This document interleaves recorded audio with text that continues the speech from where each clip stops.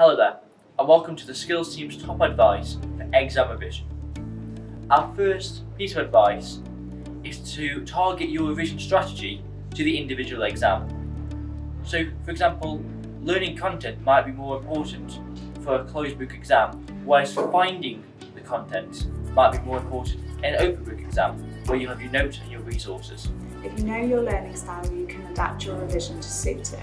There are lots of online tests available to find out your learning style, so why not check one out? I would recommend condensing your revision into smaller, more manageable chunks.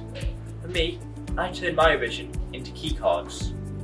This helps me to understand topics and to get the revision down to a level that I can actually revise. You can also use online apps to make key cards, for example Quizlet for learning definitions. Speaking of learning definitions, I would recommend learning the key terms that are going to be used in exam questions. These include critically analyse, evaluate and discuss. By learning these key terms, you can adapt your revision to fit into what the examiner is looking for. To find out about how to define these, look at our Understanding the Question Skills Guide. You don't have to revise on your own, you can always revise in a group.